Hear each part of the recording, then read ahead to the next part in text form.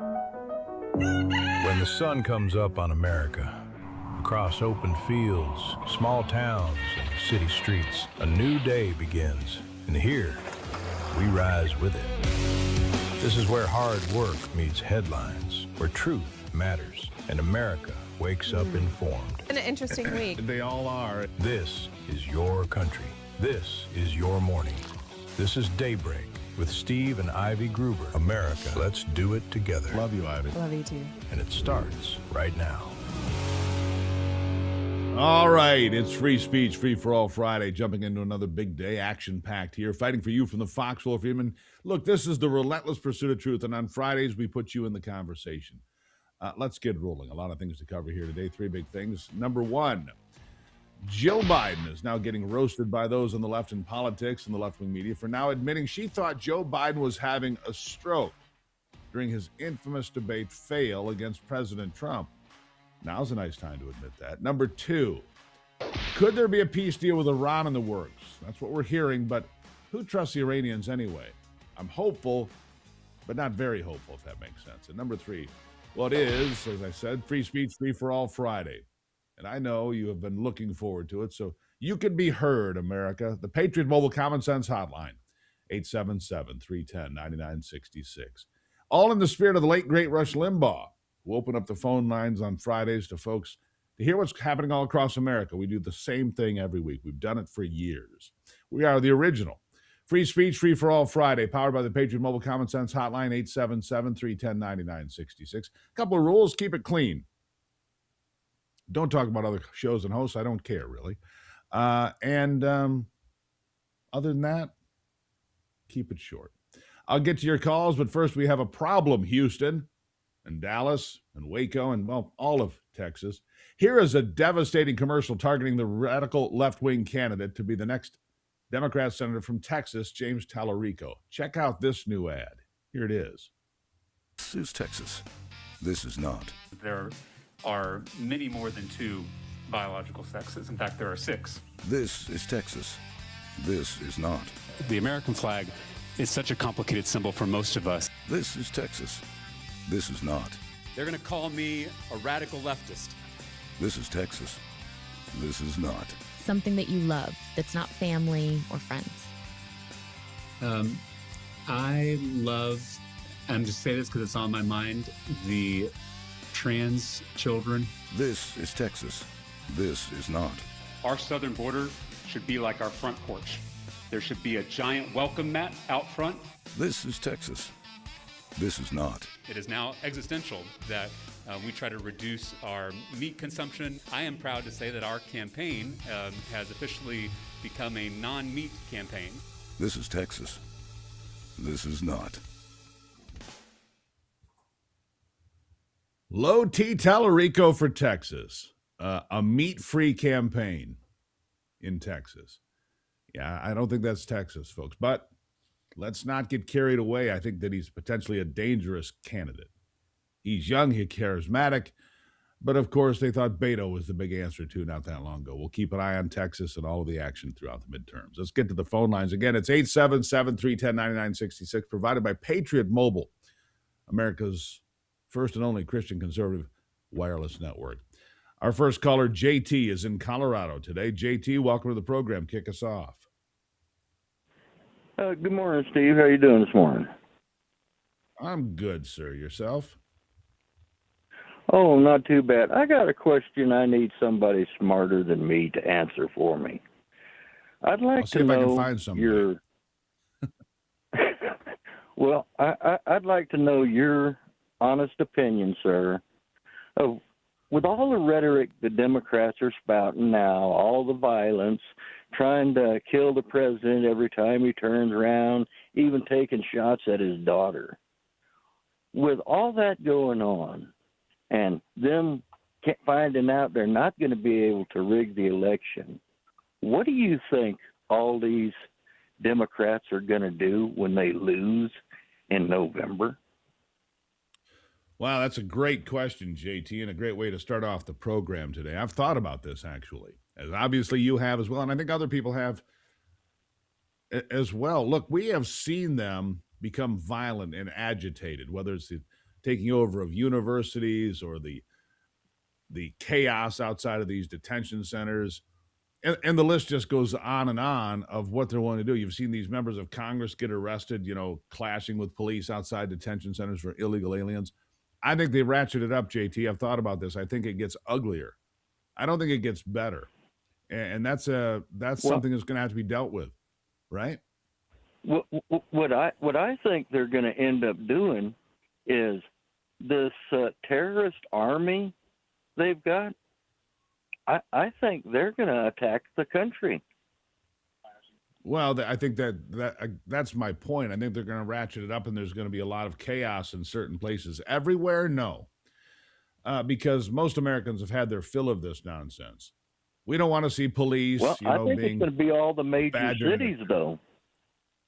Could be. They're going to want to hit places where the multiples of people are that are afraid to have and use guns.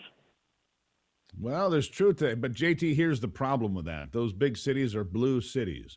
And what they will do is turn the tide against themselves, potentially, by just, being completely out of control, being completely unreasonable, and being violent. I don't think it works. Thank you for the phone call. Greatly appreciate it. Great way to start the phone call. What do you guys think? Democrats lose in November. How do they react? Even if they only lose part of it, because I don't believe for a second they're going to get the Senate into their hands. The House, maybe. But the way things are going, we'll see. First update this morning, oil is all the way down to $87 a barrel this morning, and it's been going down for several days. The cheapest gas in America on average now, Indiana, $3.77, well below $4 and coming down every day. So we'll see where this all leads. But if this conflict ends in Iran, the economy is going to take off with gusto, and that'll be good for the Republicans in the midterms. Let's go to Bruce in Kentucky. Bruce, good morning. Good morning, Steve. How you doing? My complaint is nice on all these illegals. You're doing a good thing by going to New York, Chicago, and these other cities. But the only thing they're doing is forcing them out of the cities into the country, into like in Shelby County here. You go to the flea market, it sounds like you moved to Mexico. You go out my back door on the weekend, it sounds like I moved to Mexico. I'm just getting tired of it. When are they going to start getting some of these people out of here? Well, let's be fair. They've been trying to get a lot of those folks out of here. It's a good call. I appreciate it. But we still have a problem? We do. Well, here's the thing. You hear about it some, but you don't hear about it a lot. But quietly, we have had a net negative migration. Net negative migration means more people are leaving than are coming. First time in a long time, actually. And look, let's be honest about when you flood the country in with these folks, and a lot of that's cheap labor. Big business likes this. People that should be conservative, should be on the red team, they're really not. You've got the Democrats who like this because they think that they're voters that are being imported. And let's be honest, a lot of them have voted. We figured that out. We see the evidence. They say it doesn't happen. It does. But there's been a net negative migration. A couple million people have self-deported. Others have been shown the door, and it's going to continue. But it's a long process. Joe Biden let in 20 million people. 20 million people. You can't just snap your fingers and clean that up overnight. All right, the phone calls will continue. 877-310-9966.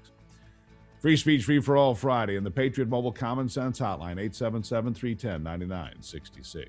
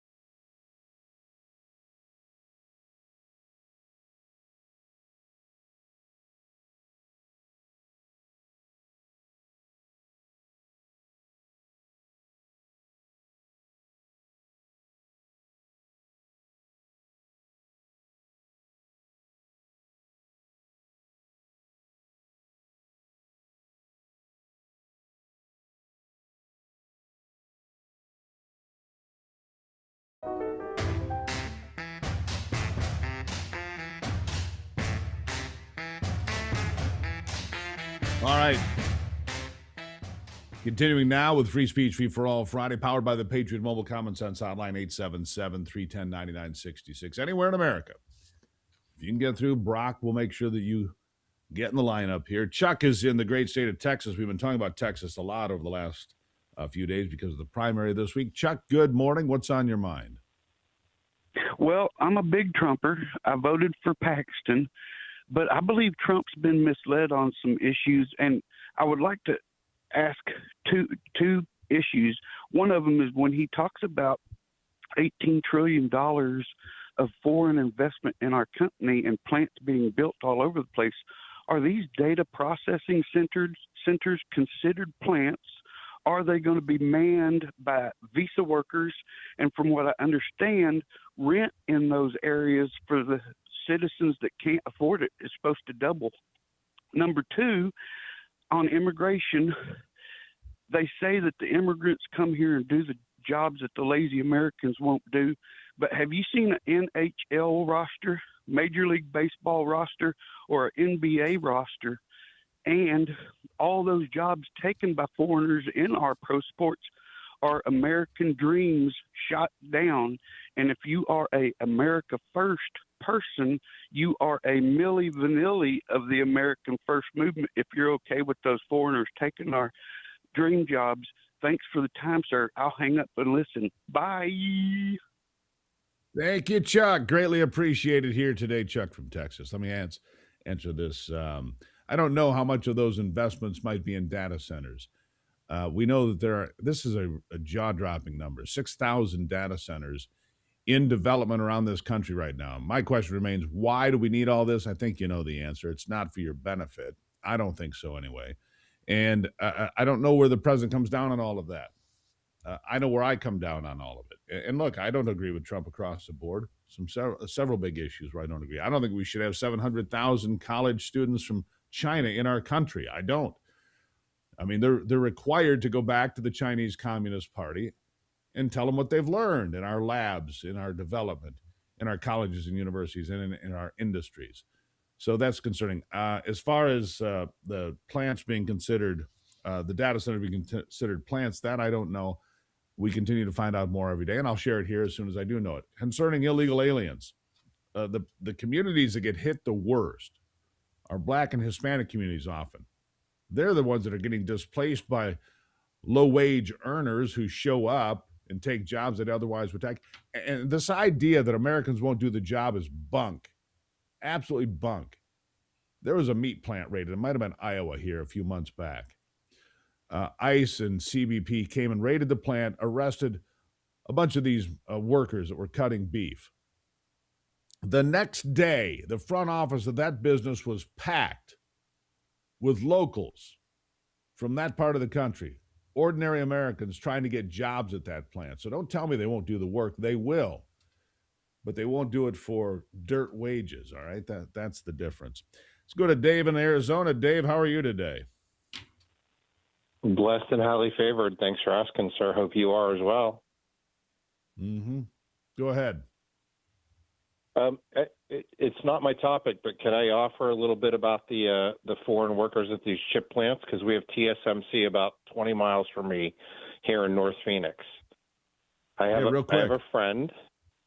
Yeah, I have a friend. He said 70% of that plant is staffed by H-1B visas from Taiwan. Now, the excuse is that, quote unquote, Americans can't do that work. I actually propose that once they get full automation in that plant, that those jobs will all be eliminated. Hopefully all those people will go home to Taiwan, but I don't think there'll be any net jobs for Americans in those plants. And that's at TSMC Phoenix. 100% true story, sir. Yeah, I believe you. Go on. What's on your mind today? Well, what's on my mind is I think that President Trump needs to step up to the plate and enact Article 2, Section 3, because we're currently under a judicial and a legislative branch coup, and he can resolve both of those, I think, at the same time. If he forces a recess on both houses of Congress at the same time, he can finally get recess appointments. As you know, President Trump's the only president who's never gotten to do a recess appointment through the Senate because they will not go home. They gavel in every 3 days. And once he does that, I think he can take over for we the people, the judicial branch. He can get his U.S. attorneys confirmed as recess appointments because I think he's got 15 or 18 out of the 94 positions filled in over 400 days with Thune as leader of the Senate. So he's got to kill two birds with the same stone, and he does it for we the people, not for President Trump. This is these coups, this legislative we need these and judicial positions, Dave. branch There's no question. We need these positions. I appreciate the call, and you're exactly right. Do a recess. He can force this to happen because it's not just U.S. attorneys. It's across the the executive branch. It's across the executive branch that positions remain open that should not be open. That's a fact.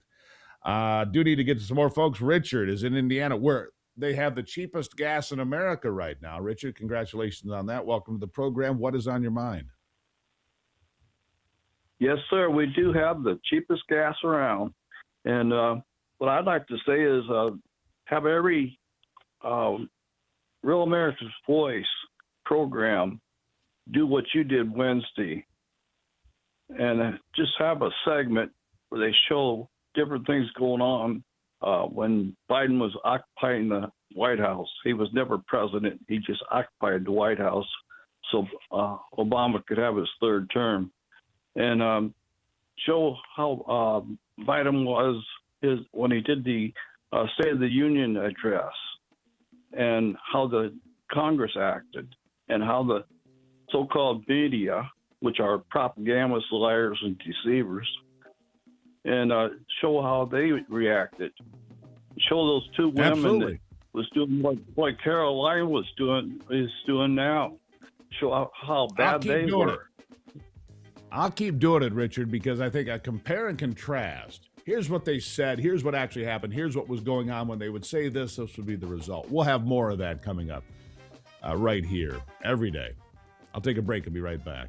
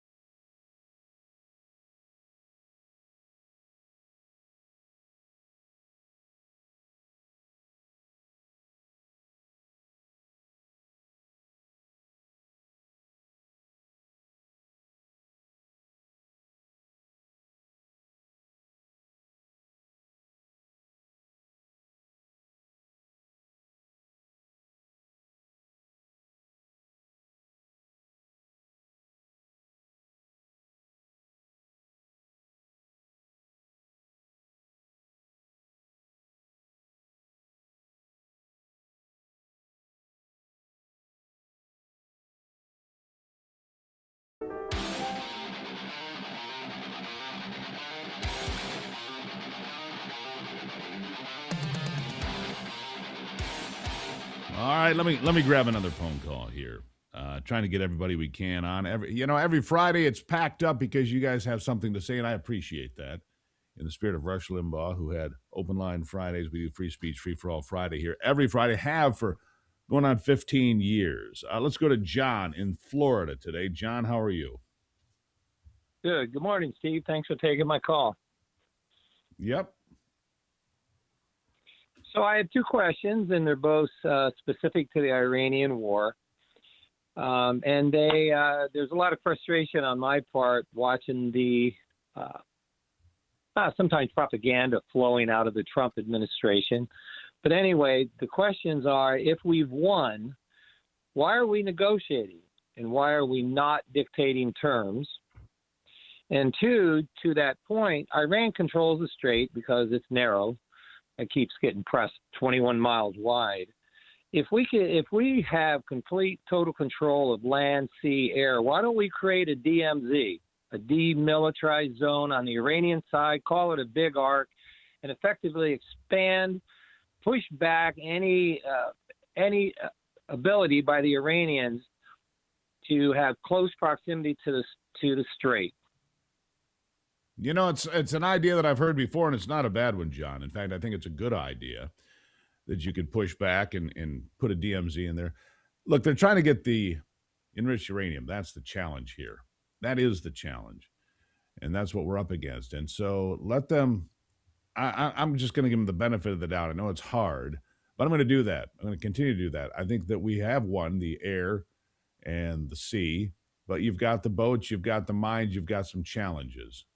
So you've got different things. The details and the cleanup are always the problem. Like the president says, 95% of it is done. But it's that last 5%.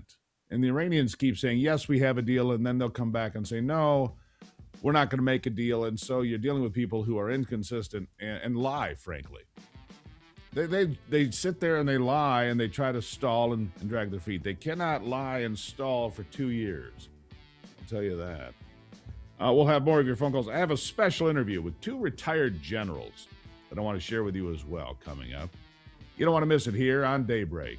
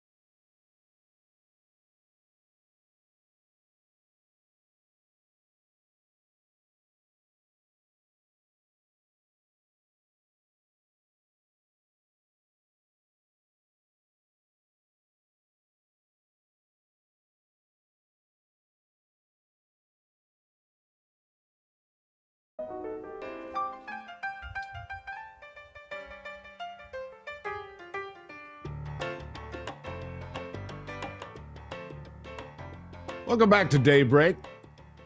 Today I'm honored to speak with Brigadier General Dick Miller and Major General Cornell A. Wilson Jr., both retired, for a powerful conversation about military leadership, veteran entrepreneurship, and the mission behind PureClean's PureVet program. Through the PureVet program, veterans are empowered to transform the leadership, discipline, and mission-focused mindset developed through military service into successful business ownership. Bringing decades of military leadership, strategic vision, and mission-focused service to the conversation, General Miller and General Wilson represent two distinguished leaders who understand what it means to lead under pressure. Their combined experience spans military operations, leadership development, strategic planning, and service beyond the uniform. Together, their insights reinforce the mission of PuroVet, helping veterans carry the values of service, resilience, accountability, adaptability, and mission execution into entrepreneurship, community leadership, and long-term business success. Here they are. Welcome back to the program. You know, there's a powerful conversation happening right now around veteran entrepreneurship, owning a business, not just support, but real opportunity. Joining me today, Paul Edelstein, along with two distinguished leaders, General Dick Miller and General Cornell Wilson. Gentlemen, welcome to the program. Thank you. Thank you. Thank you, Steve. Really appreciate you having us. This is a very important conversation, and it's about creating real opportunities and pathways for veterans after service, which is why we're all here. Paul, you know, I've talked about it for quite a while here on the program, so let's start right there with PuroVet. What is it? Why should veterans or their friends or families be paying attention right now? Absolutely. Steve, PuroVet is an initiative at PuroClean. PuroClean is a national property damage restoration company. We're one of the fastest growing franchises in the U.S. We specialize in property damage restoration, so fire, water, wind, mold. We are the guys that come in at night to get your property back to normal, something that I believe you've experienced in the past.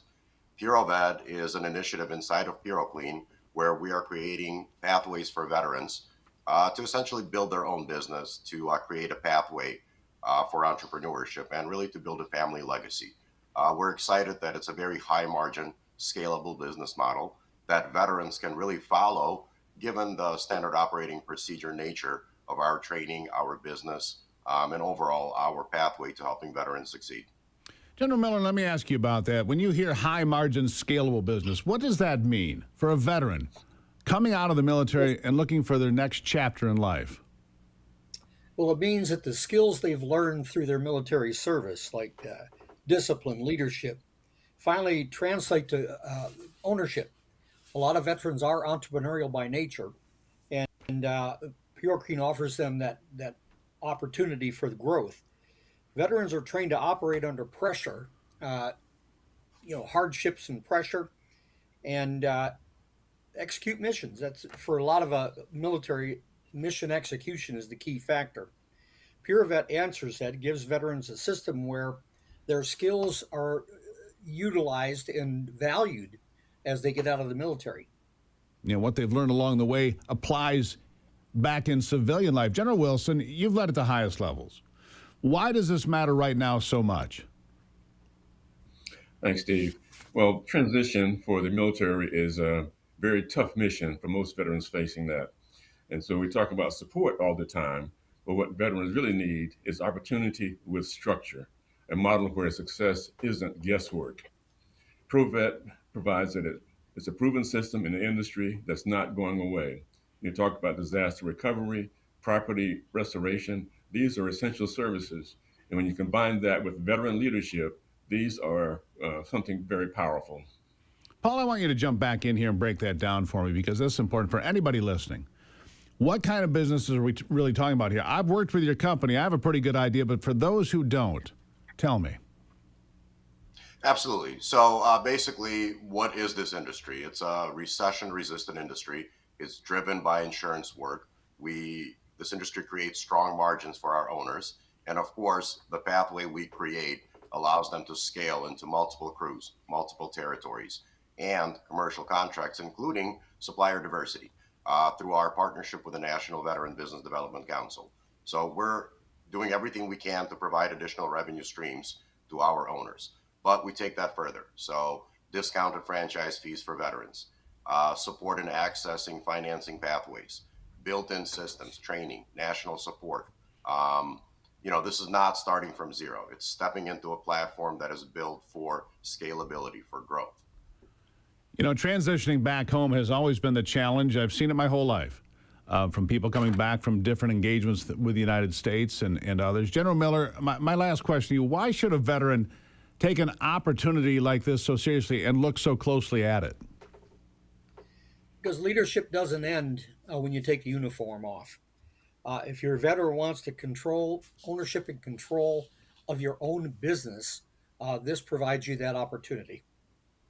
And that's so important. And General Wilson, veterans already have what it takes. They've proven that time and again in the military, whether we're in conflict or not.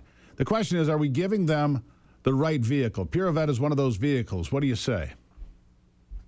I'd say you're absolutely right. I'm excited to be a member of this PureVet team, and veterans are looking forward to opportunities to succeed. They have the leadership, the discipline, and also the operational excellence to make it happen. And PureVet provides them with the support they need to make things work well for them.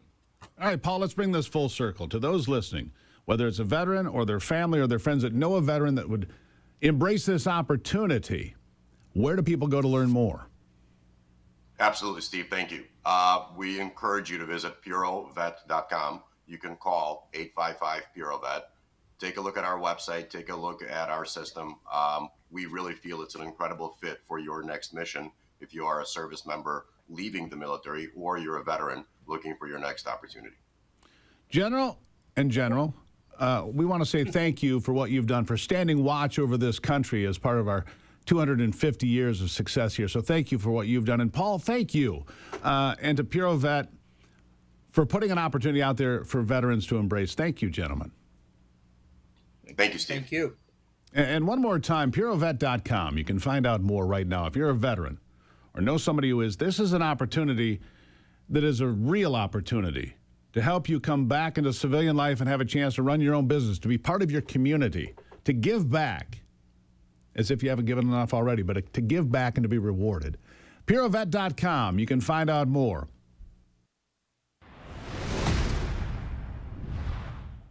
What great guys they are. And one more special thank you to Frank Torrey, the owner of PuroClean and PuroVet, for making this possible for veterans. We appreciate all you do. Let's grab a phone call. We've got Terry in Missouri on this Free for All Friday. Terry, how are you today?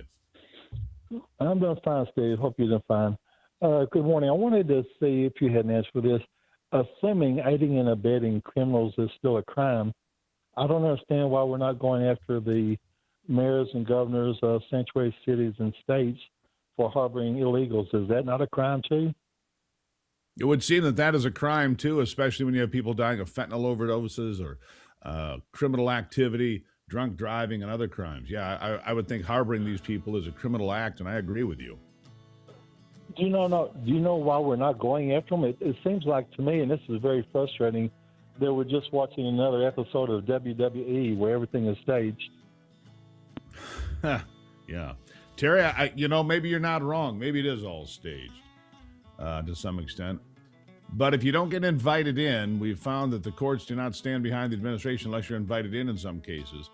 Look, there's a lot to solve here because there are a lot of big problems. And, well, at least we've got somebody that's working on it. More of your phone calls from all over America straight ahead.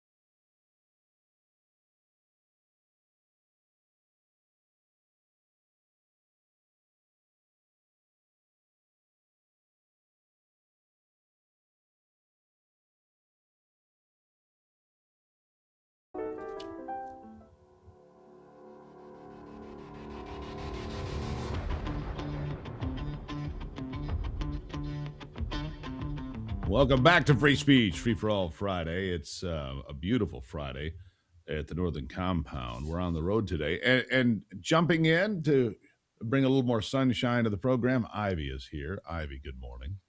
Good morning. Nice to see you so early. Nice to see you as well. All right. We've got phone calls stacked up, so we're going to continue there and see what they have to say. We're going to go to Paul in Tennessee. Paul, how are you today? I'm doing good, Steve. Yourself? I'm doing great. You hear We're all me? doing great. Yes, sir. What's on your Okay. mind? Well, first off, that first guy that called, yeah, the Democrats will act violently. I agree. And two, I disagree with all the ceasefire stuff. I think we've given the IRGC too many chances, and they need to be brought to the table begging, which means hit them harder. And three, the SAVE Act. I cannot reiterate enough about the SAVE Act and how we need to be calling our representatives. Because in the early 80s, when I was in my early 20s, when I went to register to vote in Arizona, in Tucson, I took my birth certificate. Oh, we don't need that. You just check the box. And I was like, so somebody who's really not a citizen could register to vote. She admittedly said yes. I was mad. So I know cheating's been going on for more than 45 years. Well, you guys have a Paul, you're wonderful exactly weekend. right. Thanks. Greatly appreciate you. Thank you for the call today. And I don't know if you heard it earlier, Ivy, but our first call, JT from Colorado, said, what's going to happen if Democrats lose the midterms? And he said, are they going to be more violent in the cities? I think that there's a real chance. I mean, we've seen it in colleges and universities, at ICE detention centers, attacks on police. I think there's a real potential powder keg there, not from ordinary Americans like you and I and the listeners, but from that fringe element that seems to think that violence is the answer when they don't get their way. They're like petulant children. What do you think? I think it's possible. I think, though, a lot of people are kind of over it in that regard. And I think people just want to have, prosperity in their life. So there might be that fringe group of people, the pay to protest people out there. But I think for the most part, let's say when the Republicans maintain their leadership or maybe gain more control in the House and Senate, maybe they'll think, okay, I really need to start thinking about what does my party really stand for, and let's get back to actually governing the country and none of this woke garbage. Not setting it on fire. Yeah, that's a nice place to start. Let's see if we can lead the country, fix the problems that by and large came from their policies. And therein lies the problem. But I think violence is, unfortunately for too many people, it's the answer. Let's go to Kenny. He's in California, a state struggling to get back on track. Kenny, good morning. How you doing, Steve? Watch you every day. Show's great. It's so hard to stay focused because listening to all these calls, it pertains to everything. So many concerns. California, if Hilton and even Pratt win, it's going to take a long time to turn this state around. And I've been here most of my life, and I love it. But I'm ready to run, too. So there's that. There's a lot of work to be done. I mean, that's for sure. No question. I sit there and I listen to him, Ivy, and I think, Bukele down there in El Salvador, in some of our blue cities and states, that's the kind of, corrective action that we need. Not just, hey, we're going to try this, we're going to throw money at it. No, you've done that. It's failed. Miserable. Well, California is such a beautiful state, and it's unfortunate because the political, there's a lot of conservative areas, but the major cities just drown those people out, unfortunately. And it is a perfect example of why socialist systems don't work. Just take a look at California or New York. Hello. Yeah, New York City just got a $12 billion bailout from Albany. They'll burn that money up and ask for more because they'll just say, well, we need to spend more money and more money. Anyhow, it's insane. Let's go to Sam. He is in Alabama this morning. Sam, welcome to the program. Morning, Steve. Man, you got the greatest show on the planet. But hey, this is another month of Democrats and rhinos are untouchable, man. I mean, you owe me $1 from last month. Now you owe me $1 from this month.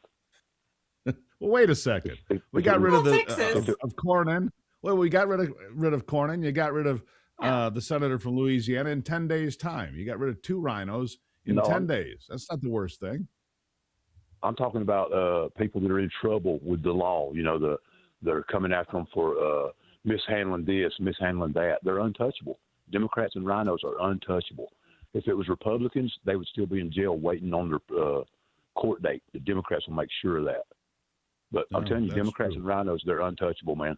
They're untouchable. They're not going to be in trouble. They're not going to be perp walked. They're not going to be fined. They're not going to be charged. They're not going to be imprisoned.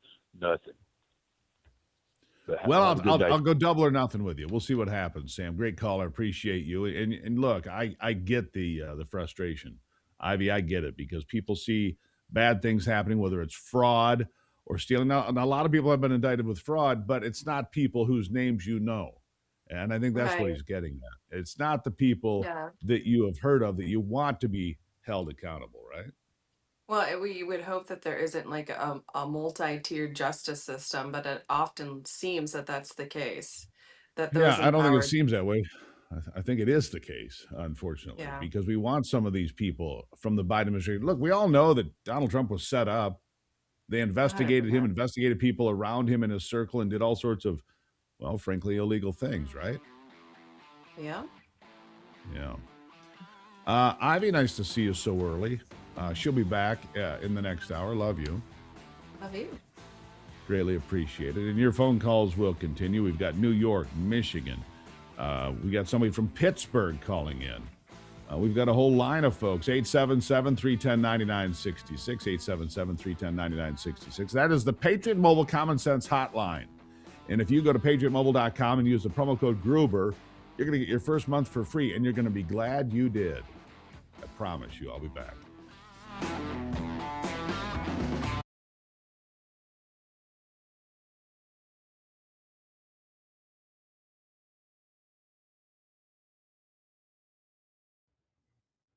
Or unless you want me to dial back.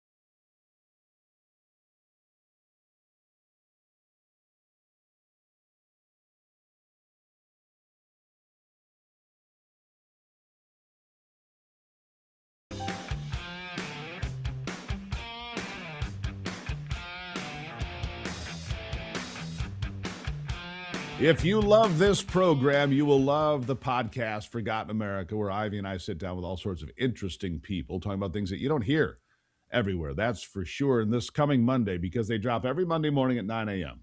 on YouTube, you can become a subscriber for free. It's right on your screen right now. There's a QR code right there. Go ahead, click on that, take you right to it. You subscribe for free, and you're going to love this, because Monday at 9, we talked to Dr. Steve Turley. And he hosts Steve Turley to discuss why millions of Americans are losing trust in the institutions we once liked. And that's happening all the time. From government surveillance to big tech to AI, digital control, and the growing populist backlash. Turley says Americans are waking up to a system that feels more powerful, more intrusive than ever before. Isn't that the truth? Is the line between government and corporate power disappearing? I think so. Are Americans becoming afraid to speak openly? Some are. I'm not. And what happens when citizens no longer believe institutions are politically neutral? That's the problem. A big conversation. Here is a preview.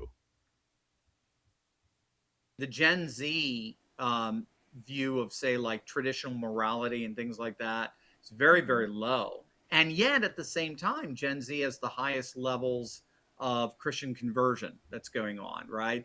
So they're the most prone to the kind of world created by this neo-feudalist view. And yet, especially in Europe, and we saw it in 2024, they're also the most prone to vote for the populists.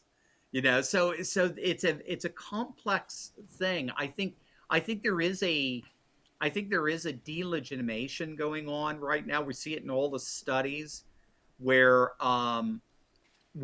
the trust and confidence that generally undergirds a healthy society, trust and confidence in our public institutions, has just eroded in America. It's really bad. It's pretty bad in Europe, too. Yeah. It is a big conversation. You don't want to miss it. They're all really interesting. Great stuff on the Forgotten America podcast. Again, free to subscribe. Just go to YouTube, look for Steve Gruber, and you'll find it pop up, or you can just check that QR code on your screen, and you can become a part of these big conversations. And everybody seems to love it. You will as well. If you like this program, it's extended versions with no commercials. You're going to love that. Still coming up, Eugene, Charlotte, Alan, Dawn, Pete, Julia from all over America. Free Speech, Free for All Friday will continue in a moment.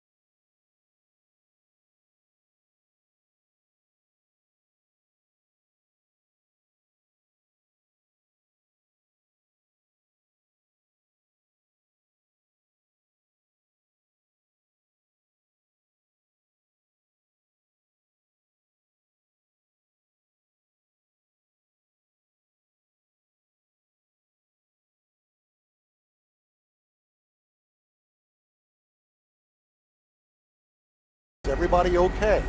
And Ben,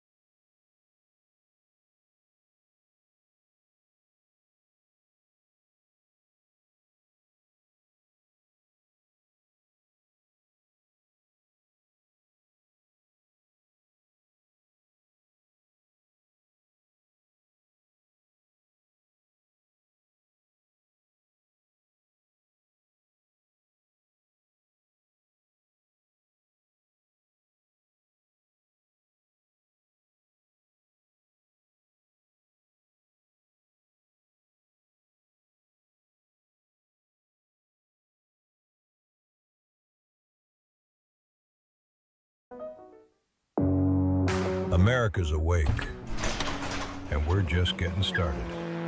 The headlines that matter, the stories they won't tell you, and the voices fighting to be heard. This is your country, your morning, your daybreak with Steve and Ivy Gruber. A new hour starts right now on Real America's Voice. And let's jump right in. Glad to have you here on a Free Speech Free for All Friday. Three big things this hour. Number one, the price of oil now into the mid-80s, and that means good news at the gas pump as well as prices continue to come down. Number two, are we close to a deal with Iran? It sounds like there could be some sort of agreement, but again, the Iranians don't tell the truth, so who knows? And number three, like I said, Free Speech Free for All Friday, powered by the Patriot Mobile Common Sense Hotline, 877-310-9966. Your chance to be heard. Also joining me, of course, the lovely Ivy is here with us. Ivy, good morning. Good morning. Nice to see you today on a beautiful sunshiny day. The weather looks like it's going to be great for the weekend, at least for us. Hope everybody else fares just as well. Yep. Agreed. So, Steve, Free for All Fridays, I like to either talk about the dumbest thing I've heard all week, but I did actually find this bite that this happened yesterday. And Anthony, if you have that, it was a roller coaster ride in Texas that here are a group of people getting on the roller coaster. Look at them dangling at they're literally Lord. what, 90 degrees or whatever that angle is before they go over the Whoa. top, and they have to be rescued one by one. This is generally why I don't ride roller coasters. Ivy, you want to go to Cedar Goes Point? in my head. No. Be a perfect day to be at the amusement park, except Ivy doesn't ride those things. And to be honest with you, I And don't this is either. why, Anyhow. because in my mind, I'm like, this is what could happen, and therefore I don't want to take the risk. Fair I'm a point. risk There's taker in something other ways, not on that. Not on that. No. Yeah. Could She you sees a handle this, carnival. Steve? How would you handle that? I probably do a social media video and get 1 million views, to be honest. Wouldn't you? I mean, isn't that what everybody does these days? Anyhow. All right. That's crazy. Let's get back to the phone calls now. It's kind of a roller coaster in and of itself. We've got Eugene in the state of New York. Eugene, welcome to the program. How you doing? Doing great. What's on your mind? Well, I don't know. It's just like throughout my career in corrections, they wouldn't promote you because you're a white male, and you know what? They wouldn't make you like a superintendent. Like I stopped riots along with the staff down in the Sing Sing Correctional Facility. And I also stopped riots in the Otisville Corrections Facility, and they never promoted you for doing your job. They always wanted to fire you for doing your job. I couldn't understand that for the life of me. Like all these jails, they should have never closed any of these jails because these jails protected the citizens of New York. We had over 3 million incarcerated, and to tell you the truth, they should have let you do your job. I was in charge of, special housing unit, which was if you had the ones that killed police officers and killed corrections officers or attempted to kill them, you could put them in an electric chair. And for the life of me, I didn't know why they didn't put them in the electric chair. They should have had, because basically I would have shot them, hung them, put them in an electric chair if they killed police officers, killed corrections Makes me officers, wonder. or shot up schools. Well, I agree with that, Eugene. Thank you for the phone call. I mean, there's a theme that he has there.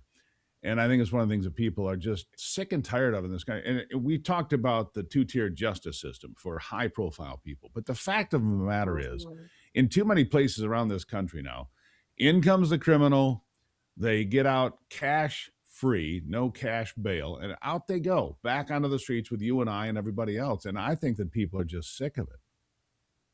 Absolutely. And how many times over the past couple of years have you heard of these sorts of criminals getting back on the street and then murdering someone, murdering women, murdering children, murdering anyone? Awful. But soft on crime policies kill people, and it's horrible.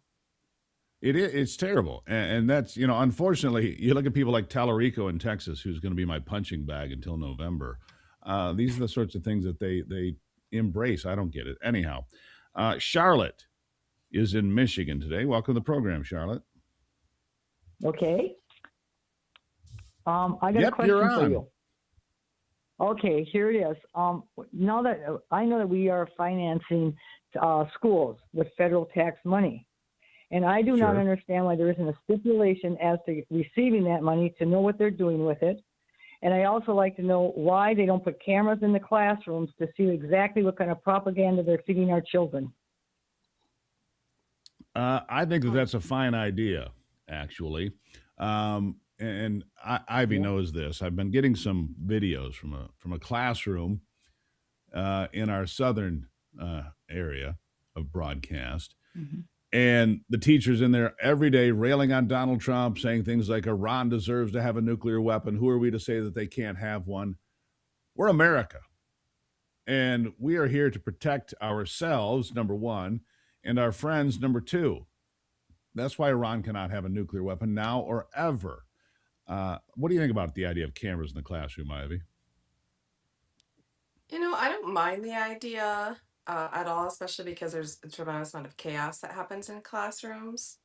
Um, it does make me think, though, about the surveillance state. Is it just another conditioning to, think that the surveillance state is okay? So And I'm mixed yeah, about it, honestly. yeah. I think that's fair. The cameras are everywhere, so we just condition the children early. But I see her point and her angst, if you Oh, will. yeah. All right. Also in Michigan, we got two in a row. Alan is from Michigan. How are you, sir? We're doing great. I just enjoy your show every day. I think you and Ivy make a dynamic team. And I had just two quick points. Can you hear me okay? Yep, go ahead. Okay. One was the caller earlier about the recessing Congress to fill the appointments. I'm 100% in agreement with that. And I was wondering if there's a way that we can garner support maybe on the network and somehow ship that over to the president so he knows that we are supporting, because obviously things are not going to be getting done. And the other thing was also garnering support to remove John Thune as the majority leader. And he's obviously, for a long time now, he's not been doing his job. I mean, he can't even do a simple thing as Yeah, I think a getting lot of the people Save support America that. Act passed. Yeah, Alan, And good call. I think a lot of it's people would time we support need to Thune be more getting. vocal. Yeah, I agree. Greatly appreciate the phone call, Alan. I think a lot of people would like to see Thune shown the door. I want to get to one more phone call before we run out of time. Dawn is in Virginia. Dawn, good morning. What's on your mind, real quick? Hi. Hello there. It's so good to be on Rav. Rav is my lifeline. I have a dear husband of 55 years who has pretty much opposed everything that President Trump has stood for, and it's only because, he has this whole thing about character, but unfortunately, it has caused us a lot of trouble in our family and our marriage, but by the grace of God, I am still married, and I am standing with the American patriots, and I can only do it when he's in bed sleeping or gone. But Well, Dawn, I we am appreciate so you. happy to be on, and I'll tell you, I started early this morning because I'll tell you what, Frank Gaffney's Securing America is just so needed for everyone to understand, and this wonderful, Well, I got to wonderful, jump, Dawn. brave. I apologize. I appreciate you getting up and sneaking by your husband, but we've got to hit a break. Ivy, we'll catch you a little bit later in the program. Thank you. We'll be right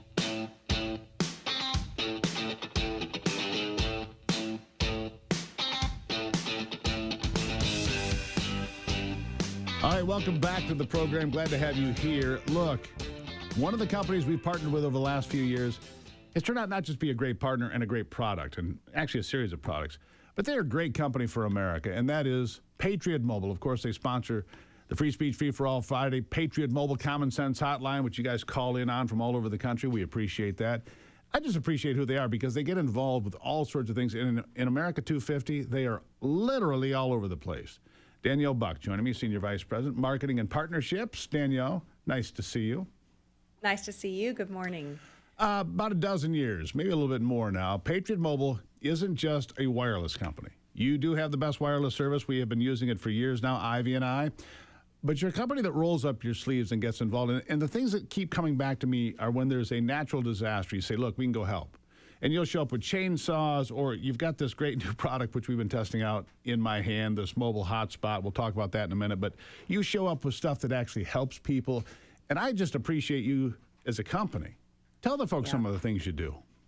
Yeah, so Patriot Mobile is America's only Christian conservative wireless provider. There is not another company like us. And for 14 years, we have been fighting for those freedoms and putting God first. And so when you say we're sponsoring things, we're sponsoring things coast to coast. I think this year we had 165 events on our events calendar of things that we are sponsoring, whether they're in the First Amendment space, the Second Amendment space, veterans and first responders. Obviously, we just had Memorial Day and we sponsored many things during that time. And as we lead toward the 4th, we have a number of things celebrating America in 250 years because this country is worth celebrating. And Patriot Mobile is kind of, like a perfect example of the American dream. Like Glenn Story, our CEO, had a dream of creating a company that gave back to causes that aligned with his values. And he wanted to do that through a bill that everyday people paid.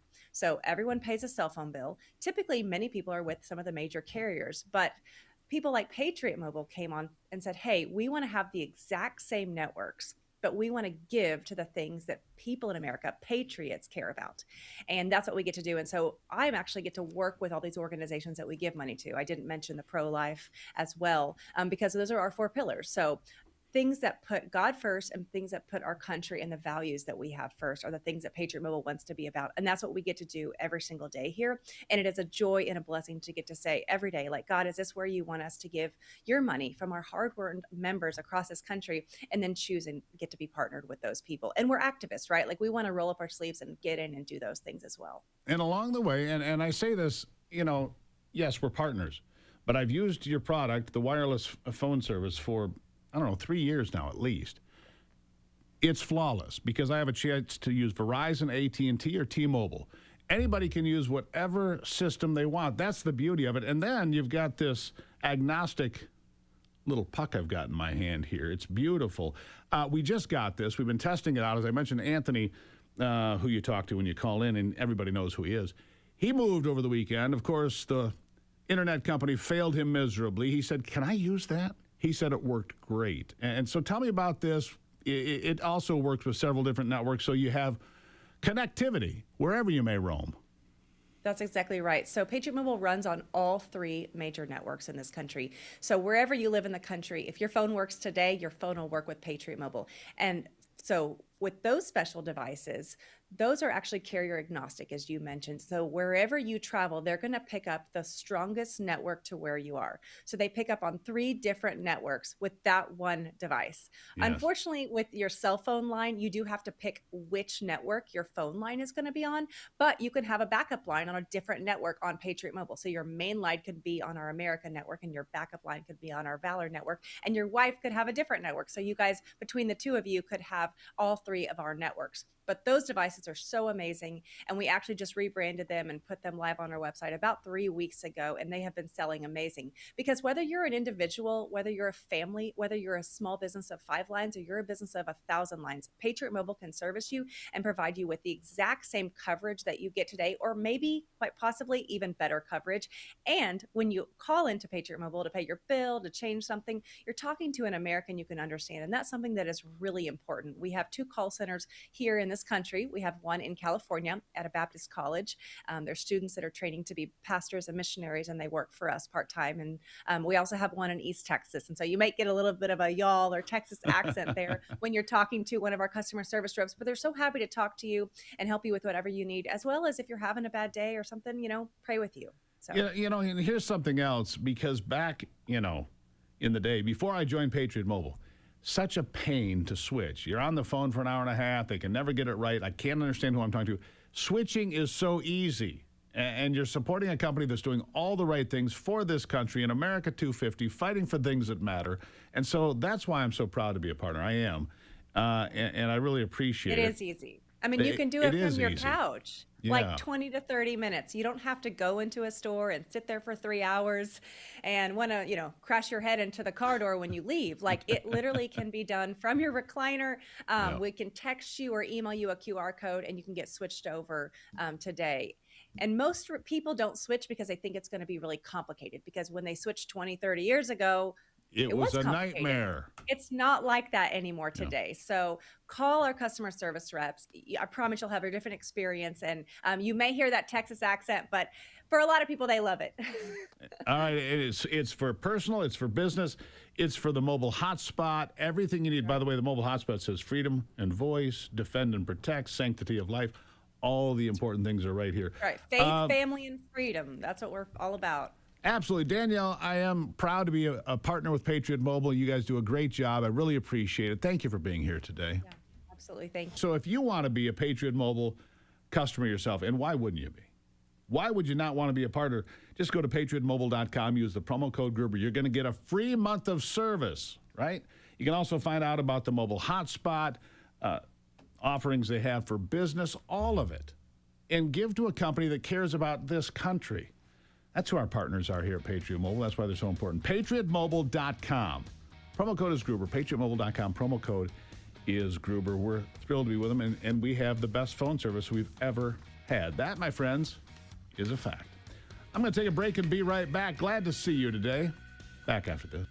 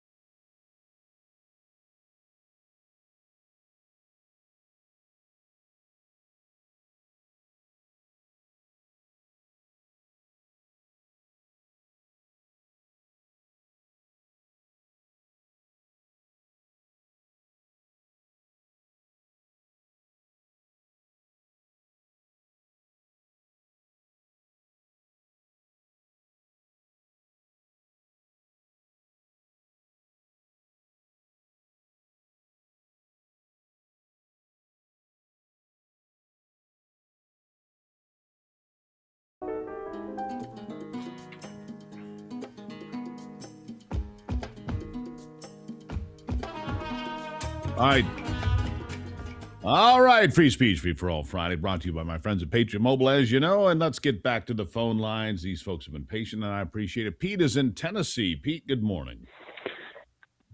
Hello. Yes, sir. Straight to the point. DEF. It stands for diesel exhaust fluids. That's what they're putting in these diesel trucks and all this farm equipment. They blow it into the exhaust, pump it in the exhaust system. It is fertilizer. It is made up of urea, fertilizer, and deionized water. We need that to grow food with, okay? They're using that for that. Trust and verify what I'm telling you. I could not believe it. Number two, real quick. Why aren't all these young people like that child bride of yours I'm seeing, why aren't they suing these universities to get their money back? Because I've asked people her age, them young girls, and what they tell me is when I ask this question, ask it real simple to them. Number one, the whole time you was in college, and then what you're doing now in the field that you wanted to go in, how much time did you really need to go to college? And they will look at you a minute or two, and they'll start to think, and they'll say, you know what, I could have been out in 1/3 of the time. Absolutely true. All y'all get together. Thank you, Pete. Greatly appreciate it. I'm going to look into the DEF, to the DEF fluid, which I use in my diesel truck because it's required. Thank you for that. Child bride, really. All right, Julia is in Pittsburgh. Julia, how are you today? Hey, Steve and Ivy. Hi. Good morning. Listen, I have a question. In Israel, they have to go after high school to military for 2 years. That's right. Is this correct? Yes. All right. Why don't we adopt something like that for our I love teams, making it mandatory for our teams to go to military after high school? Maybe they can't read. Maybe they can't do math. They can learn it there. Maybe they can. Julia, look, I think it's a great idea. I think it's a great idea. I think compulsory service in the military would give these people a foundation for this country. I got to jump. I think that's a great point you've made. I'm glad you waited to make it because I think a lot of people would agree if there was compulsory service in the United States military, people would have a greater appreciation for this country. I think it's a good idea. Free speech, free for all Friday.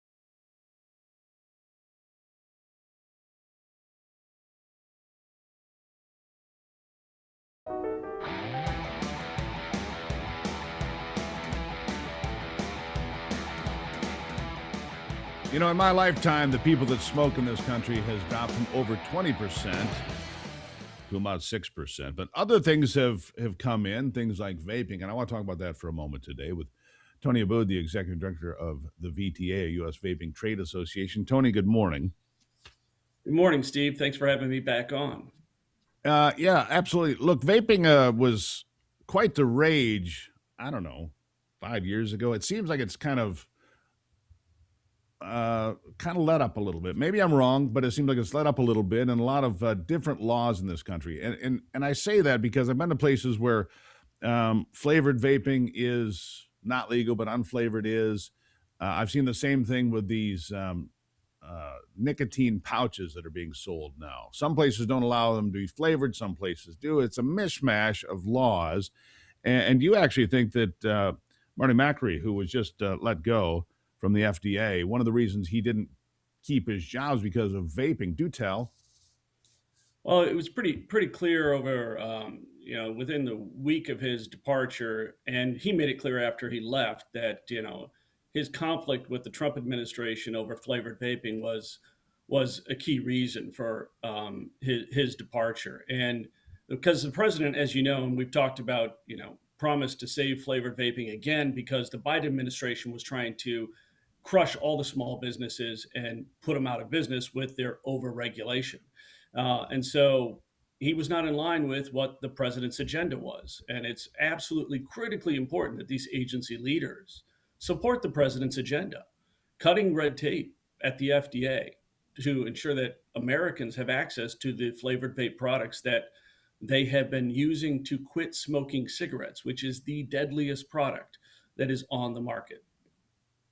It brings me back to menthol is banned in Australia, Canada, the UK, and in some parts of the United States. It seems to me the same thing. If you're going to smoke, you're going to smoke. And if you prefer menthol, what difference does that make in the product? I mean, it's kind of in the same alley, isn't it? Look, when it comes to vapes, they're all flavored, whether it's a tobacco flavor or a menthol flavor or a fruit flavor. What American consumers have said very, very clearly is we want fruit flavored vapes. We want things that don't taste like the cigarettes that we've been struggling to get away from for all of these years. And so the regulation, and primarily in blue states, they've imposed flavor bans in New York, in San Francisco, and the like. This is what the Democrats have been talking about, getting rid of these less harmful options for Americans, making the choices, dictating what Americans can and can't use and choose to put in their bodies. But when it comes to cigarettes, they're leaving those untouched. And we know those are killing Americans, 500,000 Americans every single year. That's why we're encouraged by the Trump administration's addressing this issue very clearly and saying we need to get more of these products into the hands of Americans. What are the health concerns for vaping, though? I've seen a lot of studies recently. Vaping is a good tool to get off from cigarettes. And you're right, 500,000 people will die in America again this year from tobacco-related illness and lung cancer and such. But what about vaping? Because I've seen some things that make vaping a little suspect, to say the least. I know you're a vaping trade association, but sure, what do you say to that? Yeah, we say very, very clearly, look, if you don't vape, there's no reason to start. But for the 25 million Americans who smoke, this has been proven to be the most effective tool that's on the market to help people quit smoking. In fact, the largest clinical trial in this country that covered 11 cities over 4 years found that just the availability of these products causes people to quit smoking, whether they had any intention to or not. But the critical factor is that because these are helpful and because we know cigarettes are so dangerous, that Americans just need to have these options. And the regulation at the FDA to date has done everything in its power to keep these out of the hands of Americans. So we know what science says, and the science, and of course, there's a lot of studies that come out in the media every day. And the media loves to attack flavored vapes because it's great clickbait. But the reality is the science is 100% clear. There is no comparison when it comes to vaping versus smoking. And that is what is the public health objective here that the FDA has to meet. They have to meet this moment. And are you hopeful that will happen with a change at the head of the FDA? Last question to you. Yeah, I think that we've had great engagement with HHS, with FDA for reforming this regulatory system and following what President Trump has asked them to do. The next phase is all about streamlining the regulations, unwinding this overburdensome Biden regulation that has killed innovation and killed small businesses all over the country, and support those businesses by creating a streamlined, science-based regulatory approach that companies can build upon and unleash the power of American vaping. Tony, we'll find out. We'll see what the change brings for you and for a lot of other folks. Tony Abboud, thank you for being here. Thanks, Steve. Appreciate your time. Greatly appreciate it. He's been here before, and look, a lot of people do it. 25 million, like you said. So there you go. I want to continue back to the phone lines on this Free Speech Free for All Friday. Jessica has been on the line in Mississippi, waiting her turn, and she is up. Jessica, good morning. How are you? I'm doing well, thank you. What's on your mind? So me and my husband are small. We're a small business. We have a trucking company, and so I'm trying to get some understanding. If America is drilling more oil and natural gas and promoting the drill, baby drill, why aren't we seeing consistent lower fuel and energy prices? And if we're producing so much natural gas, why is it being exported as LNG instead of being used here in America first to help Americans and small businesses? Both great questions. Refining capacity is answer number one. There's not been a new refinery in America in more than 50 years. There's one proposed for Brownsville, Texas. That would help create more opportunity to refine more raw product into gasoline and diesel and so forth for the American consumer. As far as natural gas goes, look, these people are all making money. They're a company too, and it's a world commodity. So when Europe demands more natural gas because they've gotten to bed with Russia, which they never should have done, like Trump warned them, it drives the price up. So those companies are making money too. But do I agree with you? Yes, we are at an all-time record high of exports of oil and, more importantly, of finished products, gasoline, diesel, natural gas being exported more than ever. I think maybe that should be a discussion that people should have, Jessica. It's a great point you make. I wish you well in your company because running a small business in America has always been tough, and sometimes it's tougher than other times. Appreciate the call. Laura in Ohio, how are you today? Good morning, Stephen Ivy. Good morning. What's on your mind? I have two quick items I'd like to mention about education, if you'd allow me to go back to education. Both are from experience that I saw firsthand. I went back to teaching as a substitute teaching after retiring from the private sector, and I was very dismayed at the difference that I saw in just 20 to 25 years. The first item is the number of classes that were only using pre-supplied worksheets as the daily lesson. It was appalling. And the kids knew the drill. Come in, pick it up, fill in the blank using your phone, and hand it in. And they called it learning. All they learned to do was to look something up on the phone and fill in the blank with the first thing that they saw. And that means that they're also learning to believe whatever they see as a headline. That's There's right. no thinking hold involved. that thought. Hold that thought, because I got to hit a break here. I like this topic. Hold that thought. The other problem is all these devices in classrooms at all. They shouldn't be there at all. Not phones, not computers, not anything. Teach people with books. We'll get back to that. Straight ahead. We're always upgrading.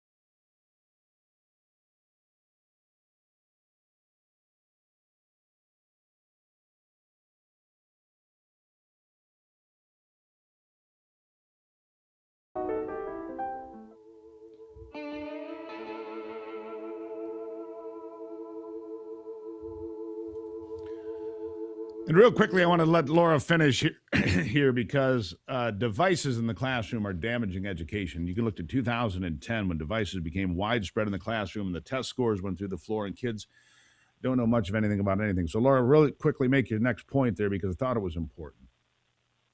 I can make it very quickly. The second item was the use of digital textbooks because the content in them can and is many times changed after the school buys them, and no one is checking what's been changed.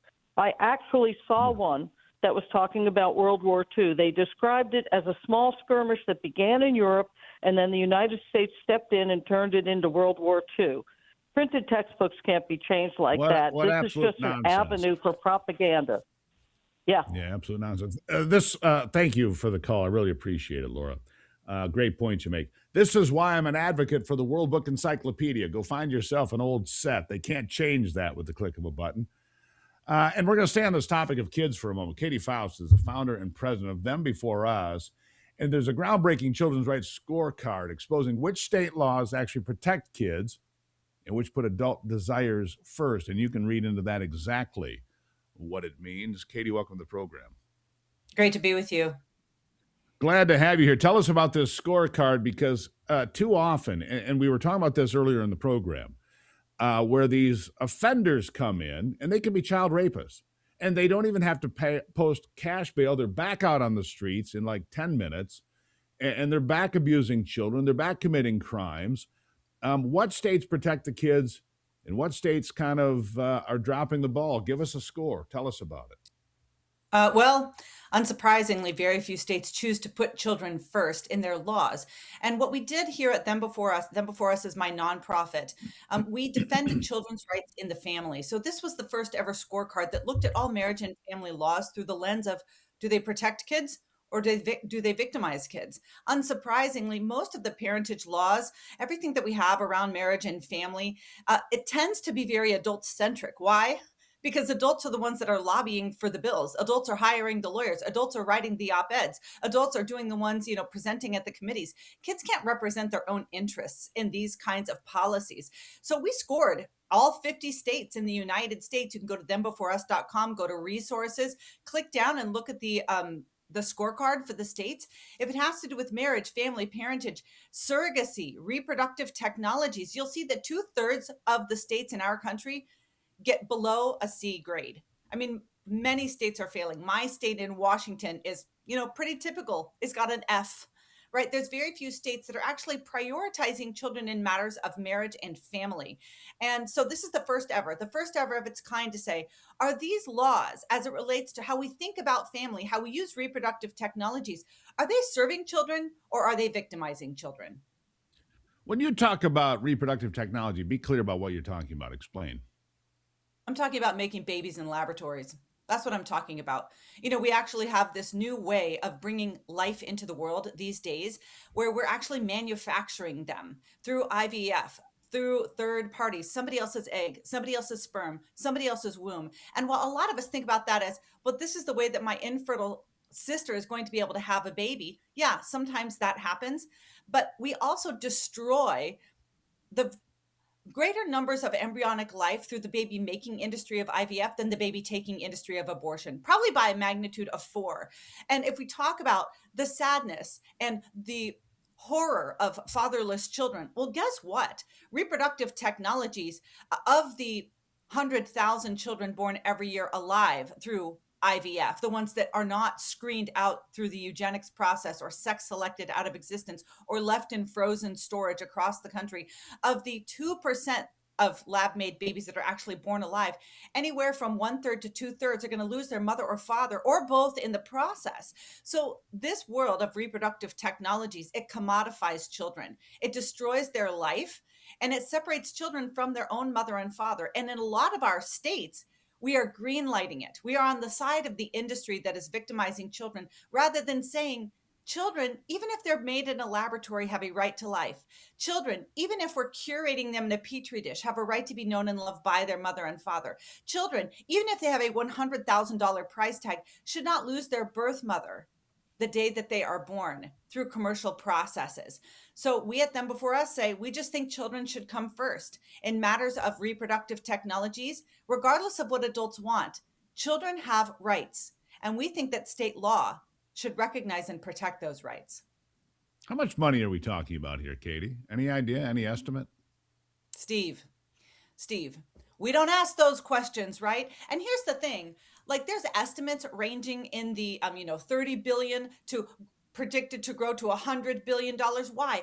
Because this is an unregulated global industry. And I think that as a lot of us have seen, our eyes have been opened that through things like birthright citizenship, we actually are a tourist destination for a lot of these fertility services, right? We have no holds barred when it comes to who can come to this country and curate a custom ordered child and then take them back across international borders. Washington Post blew open a story last year that we've got Chinese billionaires that have already created 100 children through US surrogates and then taken them back to China. 18 years, those kids can be anchor babies or maybe president. Like there's already so much made money to order children. I think that's the part that really gets me. I'm glad I wasn't made to order. I guess I was made to God's order. And that's about it.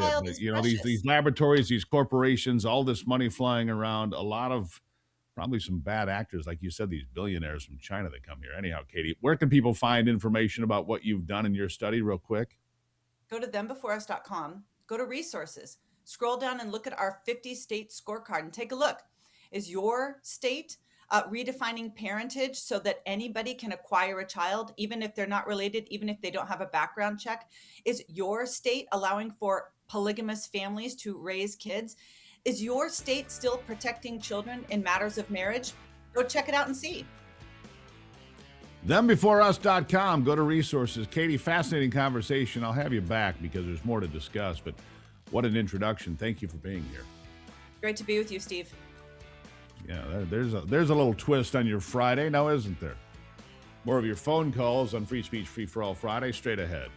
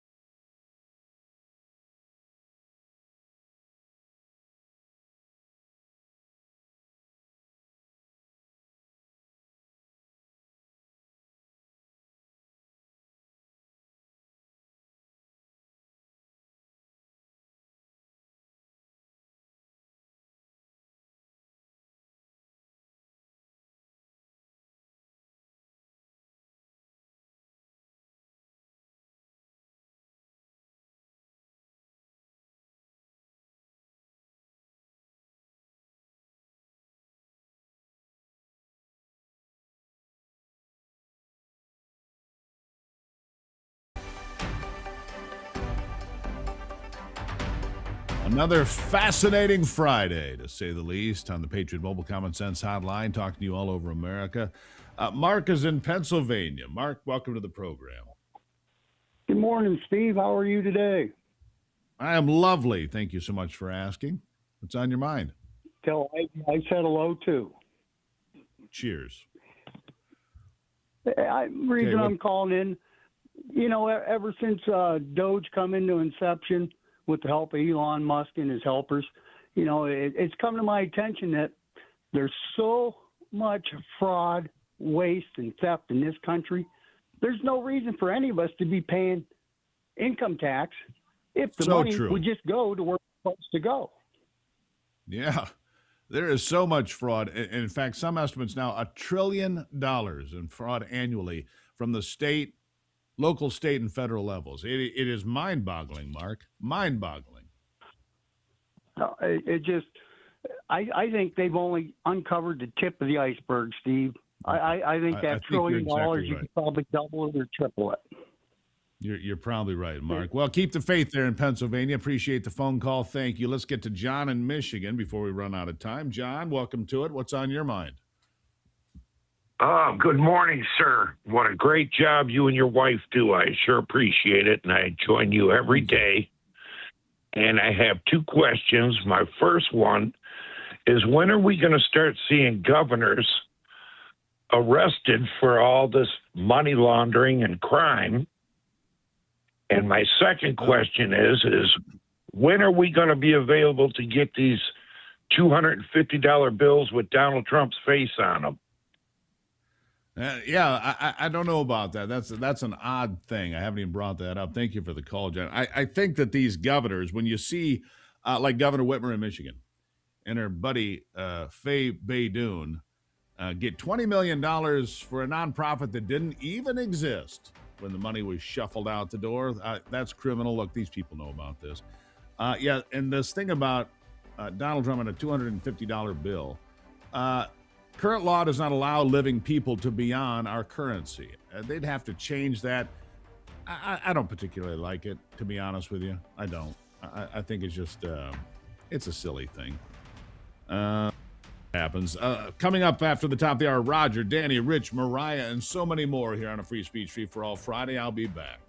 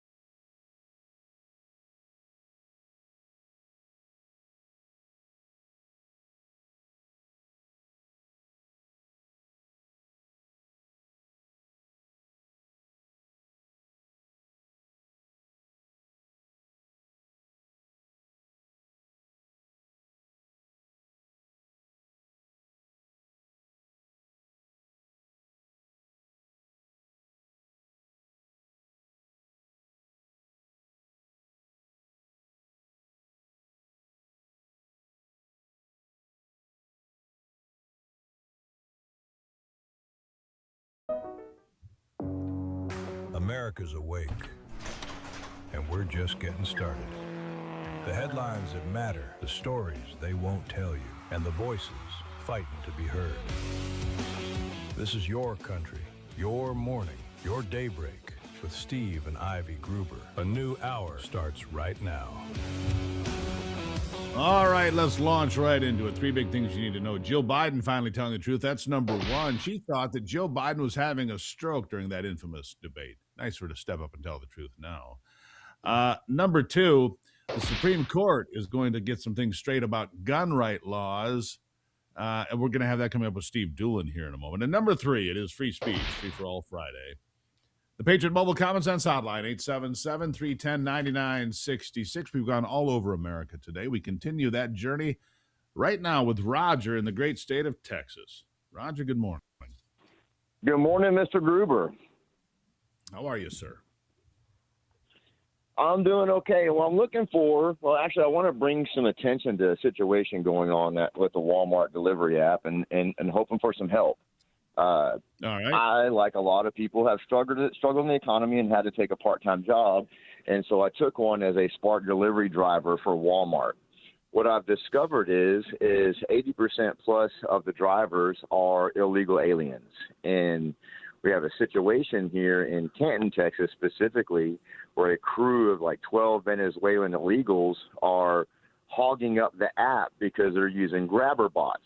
In the ticket business, you've heard about bots that will steal good tickets before the fans can get them.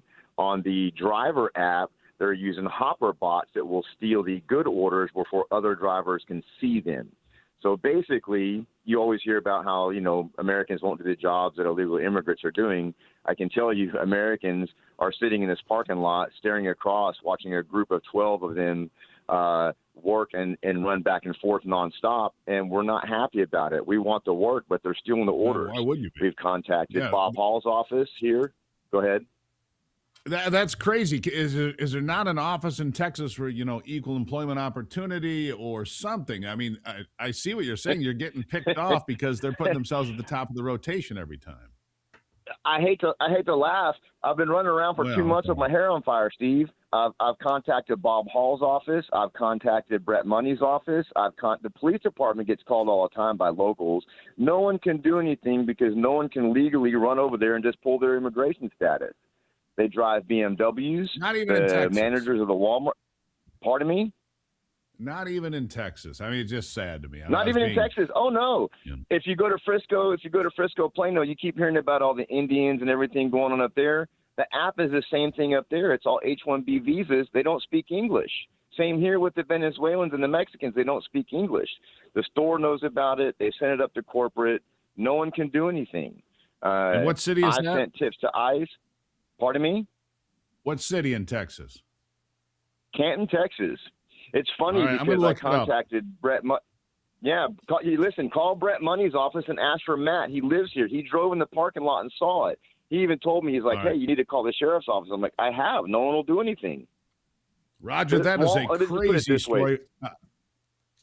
Appreciate the call. I'm going to leave it there because I need to get some other folks in. But I'm going to look that up. Canton, Texas, Walmart. And grabber bots, hopper bots, whatever he referred to. I think that is, Americans trying to work, getting stiffed by illegals. There's a new twist on it. Roger, thank you for a great call. I really appreciate it. And thank you for waiting on the line. Let's go to Danny in Arkansas. Danny, how are you? I'm doing okay, Steve. Hey, I got a couple of things. Number one, this parliamentarian that the Senate likes to use as a patsy. She supposedly, I saw something on another station, conservative station the other day, that she's the one keeping the Save America Act from going before the Senate. And where did they come in? I mean, I never heard of them before until just, here the last. Well, the way that works is the parliamentarian, Well, let me explain it, Danny. Thank you for the phone call. The parliamentarian can decide, and I don't know the legal foundation for this. I can ask Steve Doolin coming up potentially, but they can decide because reconciliation is only supposed to deal with financial issues, spending, things of that nature, right? And so the parliamentarian can say this fits that formula or it does not.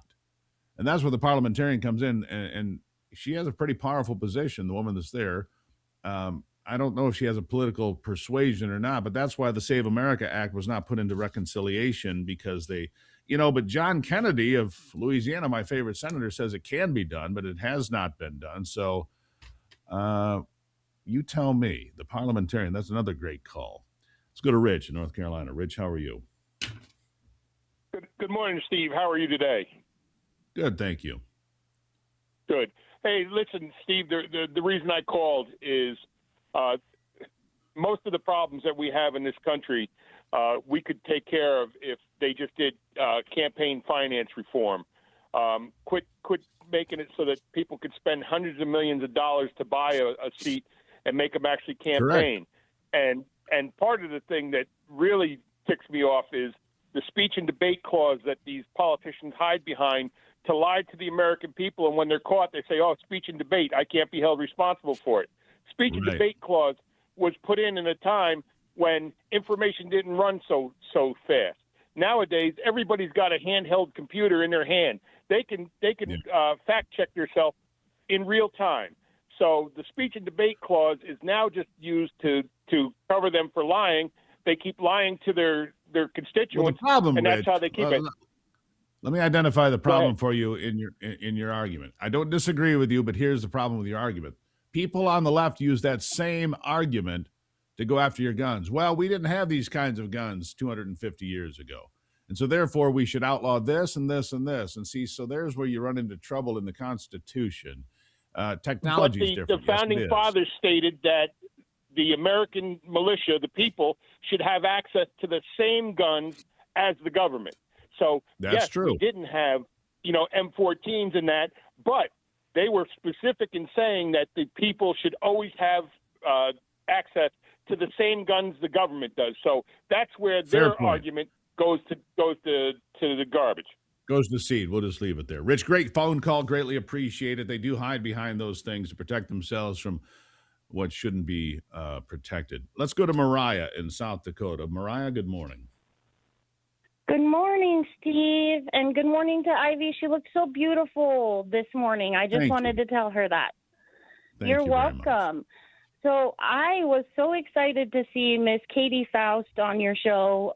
She is spitting truth about things that I've been trying to shout from the rooftops in South Dakota here for almost 500 days now.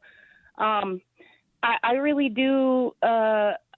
I've seen proof in the Epstein files, actually, on the DOJ website, where they were taking people's eye and hair colors, like they have charts where they were putting down eye and hair colors and trying to get people to have children with them. And also, I need to bring attention to Revelation 1. I want everyone in your hearing audience to read Revelation 1 out loud. And also, we need to focus on the 1997 by Hillary Clinton Adoption Safe Families Act. It is the opposite of what it was saying it was going to be. And justicewithoutlimits.org, we are bringing attention to trafficking of our children. American children are being trafficked. Mariah, great phone call. You got a lot in there. Well done. That should be a primer for how people make a phone call. Get your points, get it out, get it done. Greatly appreciate free speech. Free for All Friday. Steve Doolin is up next.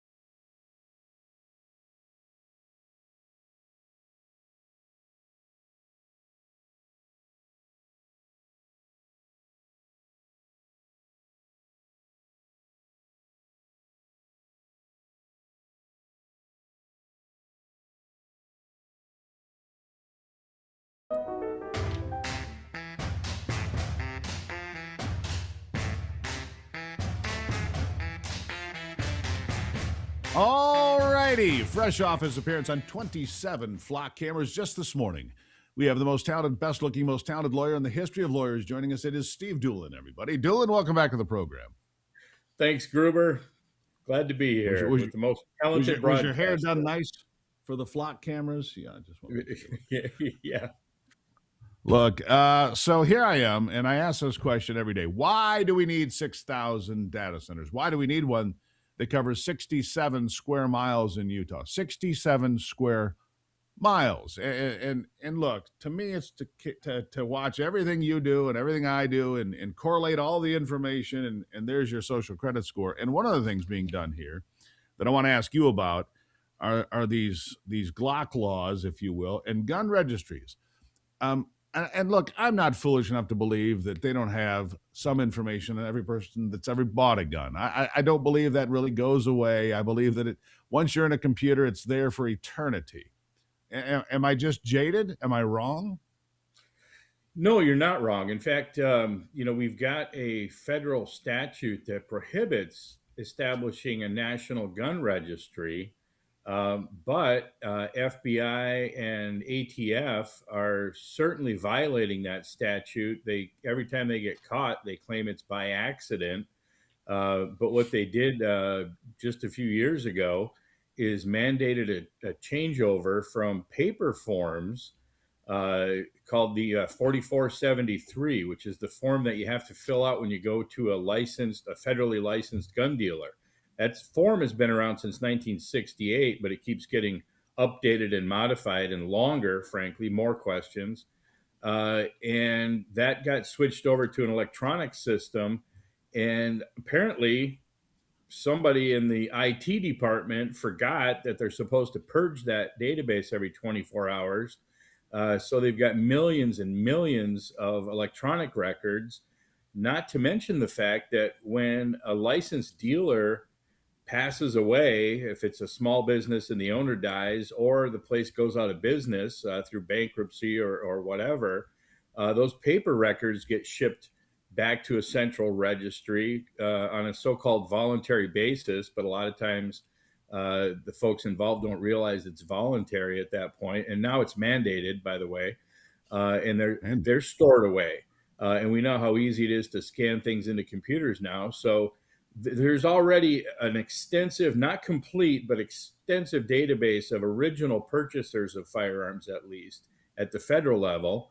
And now with pending lawsuits, the government is going crazy with what we call the discovery process, where they ask for. Go ahead. I'm sorry. Well, it just makes me think about Virginia and all of the laws they just passed outlawing, this gun, that gun, X, Y, and Z, most semi-automatic guns, long guns, short guns, they don't care. And so if they have this information, they know what door to knock on. And that's why nobody ever wanted a gun registry, not anybody who actually respected the Constitution. But it's an end run. It's a backdoor approach. And I just got to believe that they've got the information. If Virginia actually gets aggressive about trying to enforce an unconstitutional series of laws, which they just passed, they'll know where to start, won't they? Sure. Oh, absolutely. And time and again, history has proven that registration leads to confiscation. In fact, the prime example was the efficiency of 1930s Germany at using their registry, which was put in place for public safety. Everything always has it's for the children somewhere as subtext. And they used that registry specifically to disarm people based on race, ethnicity, religion. And then after disarming huge swaths of the population, the Holocaust began.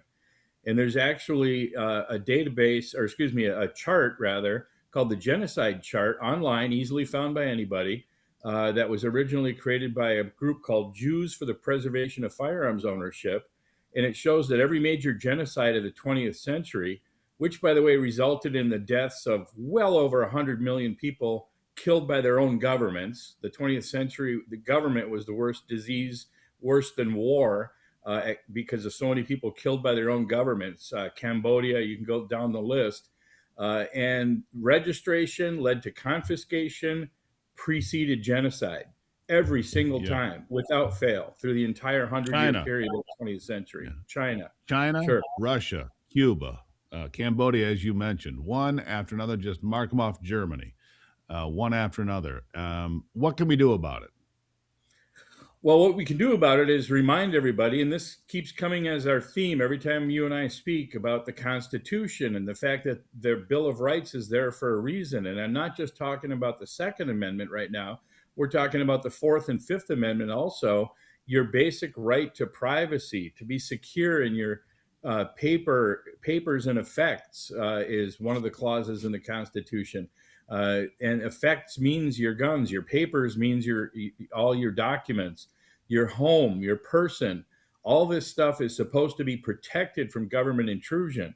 It's the Constitution is set up as the opposite of, if you have nothing to hide, you shouldn't worry, which is something that's heard a lot nowadays, as we discuss flock cameras and data centers and all these other things.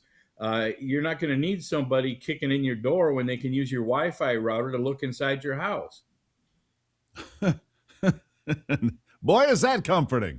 Always making me sleep easier at night, Steve Doolin. Yeah. Be afraid. Be very afraid. I voluntarily appear on this camera. The rest of them, I do not voluntarily appear, and they've got all your information from your smartphone to your laptop and everything else. Doolin, I got to run, my friend. As always, you're the most accomplished, most gifted, most beautiful lawyer ever. Thank you. No, we know you're lying. Have a good one. Have a great day. I had a great day because I had a great night with my ghost bed. Trust me, this American-made bed is the best you're ever going to have. We've had it for about 3 months now, and I keep getting great reviews from my Aura Ring. American-made, you get 101 days to try it. If you don't like it, send it back. Risk-free. Where do you get that? You don't. And the prices are fantastic. Right now, you can save even more money. Go to ghostbed.com. Promo code is Gruber. Ghostbed.com. Promo code Gruber. You're going to thank me for this, my friends. You are. And send me an email when you want to do that. I'll be right back.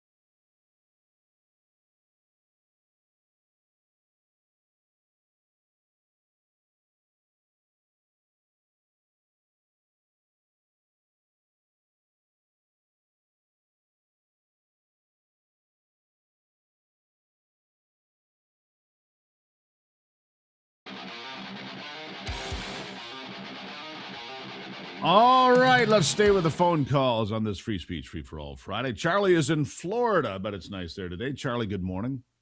Hey, hold on, honey. Gruber's on the line. Good morning. He is. Good morning, Charlie.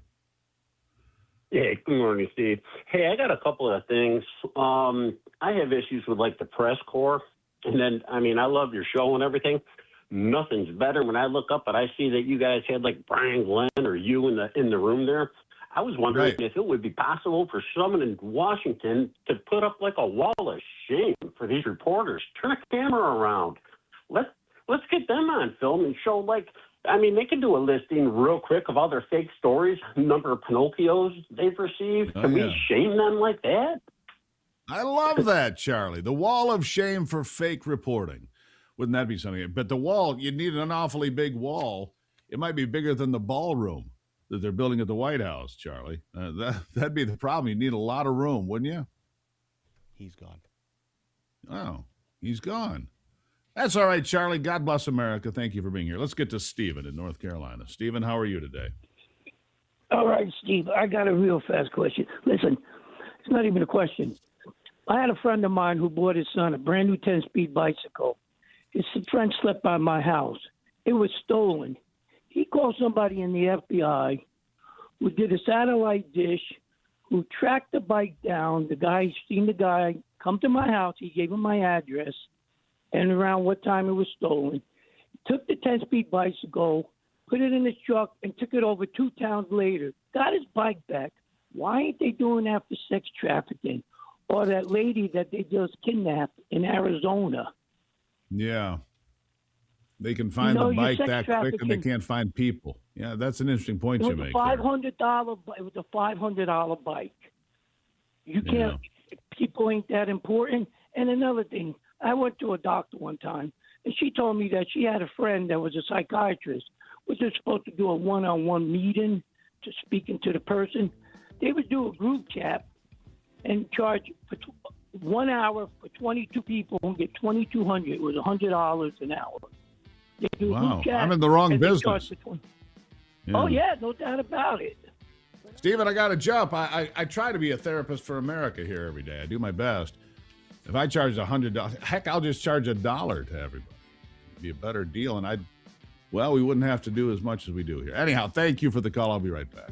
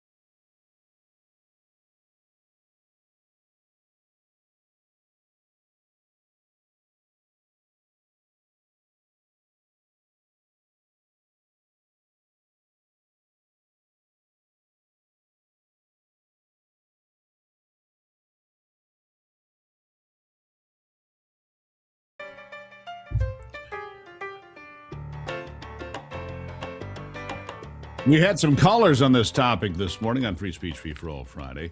People want to see money out of politics the way it is now. They don't want to see massive inflows of out-of-state or even out-of-country money that's not supposed to be here in the first place. And there's a ballot proposal being advanced now that allegedly would do that, but it has well, as you can imagine, problems from the most powerful voice for business in Michigan, the Michigan Chamber Business Brief. Now, Wendy Block joining me, Senior VP of Business Advocacy at the Michigan Chamber. Wendy, nice to have you on today. This is called Michiganders for Money Out of Politics. It's apparently, and this, I didn't even see this one coming. They got 256,000 plus signatures to get this on the ballot for November. But you have concerns at the Chamber. Lay out what this is for us, Wendy. Yeah, so this ballot proposal has really just kind of flown underneath the radar. The top line talking point here that the other side is using is very compelling, right? But at the end of the day, this reflects one of the biggest threats against First Amendment free speech rights in Michigan's history. And we have serious concerns. We are part of a no group, a ballot question committee encouraging a no vote by voters called Protect My Free Speech. But this is being pushed by out-of-state liberal companies, a lot of out-of-state money coming in to support this. They say it's bipartisan, but really only have kind of two Republicans kind of saying that they think this is a good idea, and they're kind of using that as a threat to tell everyone this is a good idea. And we just couldn't disagree more. Okay, so what would it do? It says it's going to take money out of politics, but what is the actual impact? What does it do? So it is. It has a lot of different components, and so that's kind of part of the problem is that there's a lot of provisions just kind of snuck into this thing that no one is really talking about. But it is an expansion, a sweeping expansion of government control over political free speech and association. So it would prohibit state government contractors, their affiliates, their family members, other entities affiliated with them from getting involved in donating dollars to the political process. It extends that to the state utilities. But where it really starts to get dangerous is that it adds new reporting and donor requirements to groups like the Michigan Chamber or Right to Life or anybody you can think of, any sort of group that does some advocacy, and says that even when they tell their members to contact a legislator to talk about their concerns with a piece of legislation, all of that will now be swept under the Campaign Finance Act and would force all of those entities to have to file a list of their donors with the Secretary of State, which ultimately then those lists could be used to weaponize, right? So those lists will become public, and then people can go through those and start kind of targeting and cancel culturing those people that have put their money behind different groups and different causes. I had never heard of this until I saw this pop up when you were coming on. And you to say it flew under the radar is an understatement, because almost every ballot initiative you hear about in the news, you understand what's happening. This is not the same way. And you point out the problem with it. The people funding this are not Michigan people, are they?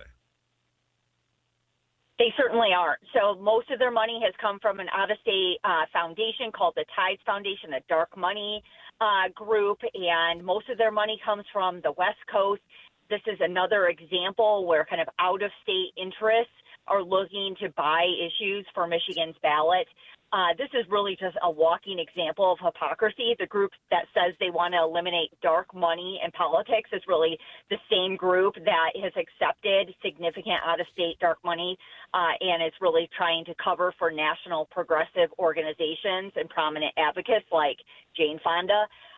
So, this is one where the fine print really matters, and we want voters to just kind of understand that while on its face you might say like, oh, I agree with that, there's really so many dangers here and really could chill routine grassroots civic engagement by businesses and nonprofits and local units of governments and school groups and, frankly, just citizens generally. So the State Board of Canvassers has to approve any ballot language, correct? And I guess the point to that question is it has to be clear, it has to be concise, they have to approve of the language. If they do not, or if they do not approve of the language that was on the petitions, then it wouldn't make the ballot. But you seem to think it's going to make the ballot. And let me guess, maybe I'm wrong, it would be added to the state constitution like everything is these days.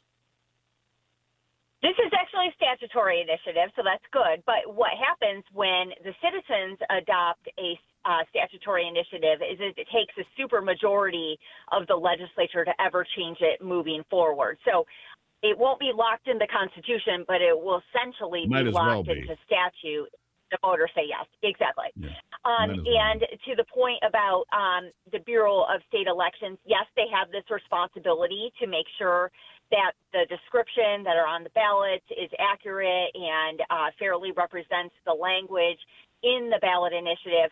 We already went through that fight. They decided to just kind of allow this kind of frilly language to be presented to voters, unfortunately. What happens really next here is a scrutinization of the signatures that have been turned in by this group. And that is where kind of some of this hard work begins in terms of kind of going through those signatures line by line. There is a long history in Michigan of fraud and forgery by these people that circulate petitions. And, we are not so sure that this is going to be any exception to that rule. So that will be the next step in the next couple of months.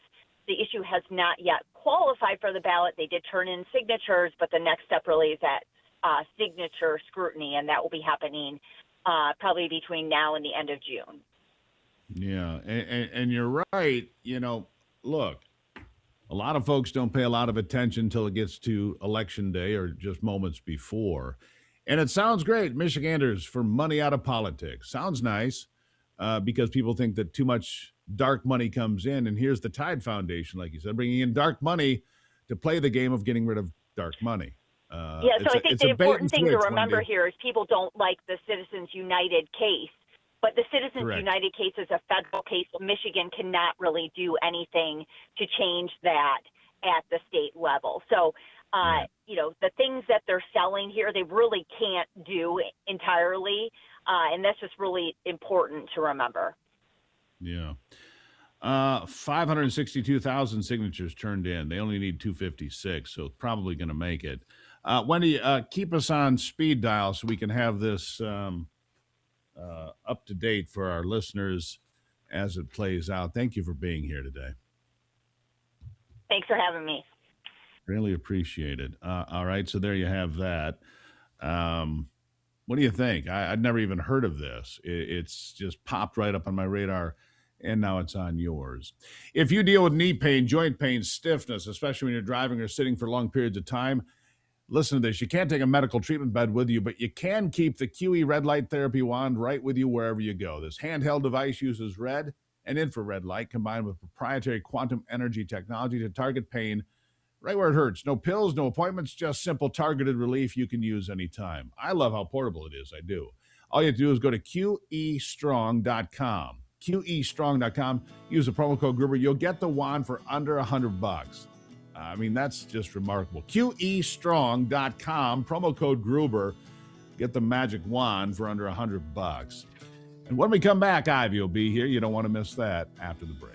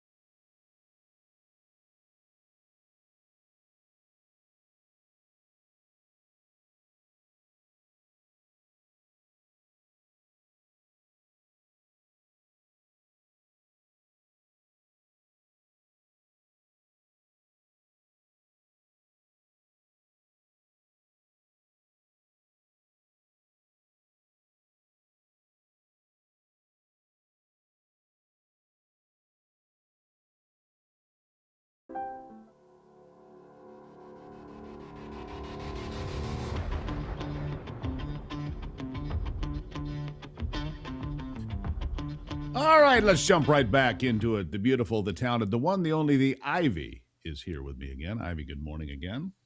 Good morning. Look at that big smile on your face. What a beautiful Friday it is on this Free Speech, Free for All Friday.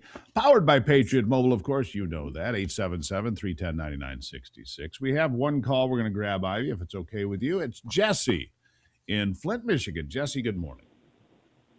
Good morning, Steve. Good morning, Ivy. To go back to where you would talked about with the cameras in the classroom, I understand, you know, the idea, man. What about if we just used audio? Kind of split the difference out there. I mean, we don't really need to see it all, but, you know, as parents, we should be able to hear what our children are being taught and what's being, stuffed down their throat. I mean, I get it with the lip charts. I mean, they want to call conservatives, talk about us being Nazis all the time, but, they sure do seem to like to use Adolf's handbook there. It's interesting because I just got a series of videos from a guy that I know whose daughter is in high school in southern Michigan.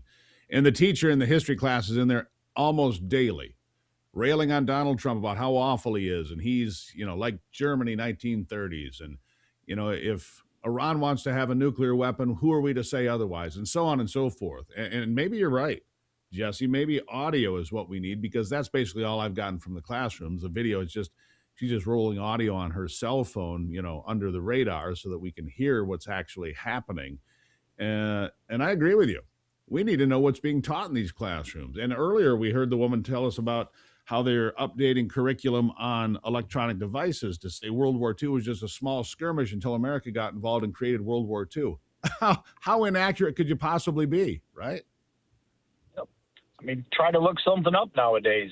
You go to Google out there and it's like, okay. So you have a good day. Keep doing what you're doing, man. We love it. Thank you, Jesse. Greatly appreciate it. Monitoring, and Ivy, you and I talk about this all the time. We wish we had the ability to homeschool. We do.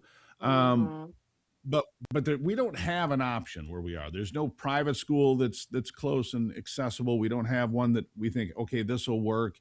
We're kind of in a desert, and so we have the public school where we are.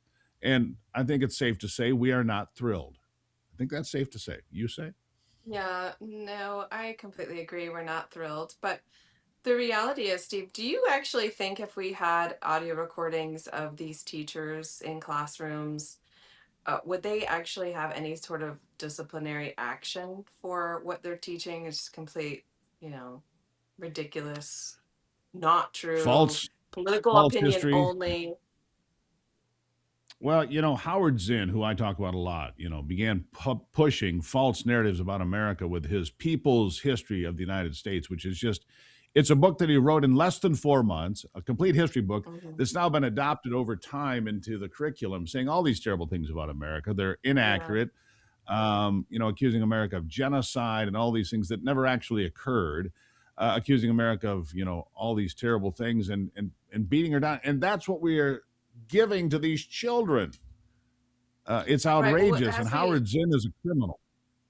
Right. Well, like we have learned, K through 12 education is to indoctrinate. And then as they go off onto college, that's then activating everything that they've learned. And that's unfortunate. And how do we roll that back? How do we change it?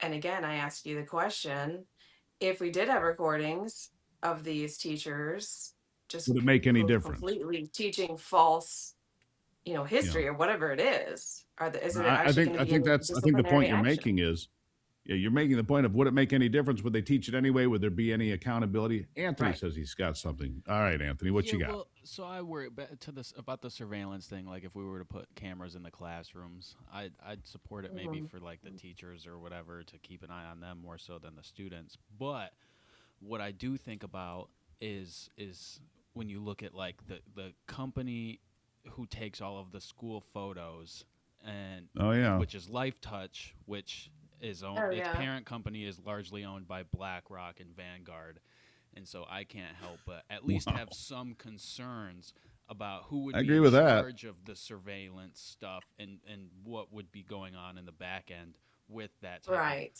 of video. I didn't know that audio. BlackRock owned. I didn't know that, Anthony. Dude, it's a whole thing. It's kind of sketchy. Yeah, Interesting. kind of I wonder, sketchy. So you wonder they've if it's got like sort of like facial recognition too. exactly If it's the going into some biometrics. sort of So they right. start with your kid in kindergarten. Oh, here's a cute picture of Johnny and Susie, and aren't they adorable? But it goes into the big database, doesn't it? That's Anthony. Why do you have to ruin my day? And then they get they have your kid. They get like every angle of the kid too. Like Right. every side of their face. It's like the perfect image throughout their entire Well, the development. reality too, though, is that we put these sorts of photographs of ourselves and our families out there every single day on platforms like Facebook or Instagram. So, Right, but as ourselves and our children get older, they have a complete profile of them and us. which brings me back to okay, Life Touch, social media, whatever it might be, data centers. What do you need the data centers for? Because you correlate all that information. Right. And there it is. And as Anthony points out, you've got a record of the child starting at about what, 5 then? 5 years old, maybe younger if you're on social media with a family photo, and they can track every step. Well, that's comforting. You Thanks a wonder lot, what, Anthony. yeah. Thank you for that conspiracy theory. Well, it's Although, For the- speaking of conspiracy theories, hold on, before we run out of time, I want to ask you guys about this. So, did you see the post that I sent you earlier, the White House post that it's like aliens.gov, and it's Aliens walk the among us. post. Yes, what do you make of that? They're talking about illegal aliens, I think. I think that was their point. No, it's a UFO video. Well, I get it. I don't know. Is I Anthony expected an so much alien? more from you, Steve. Well, I'm dumbfounded by it. I don't know. I mean, all this stuff's coming out constantly. I don't know. I'm not an alien. I don't think so. Love you, Ivy. Love My you, day's Steve. ruined. My day's ruined.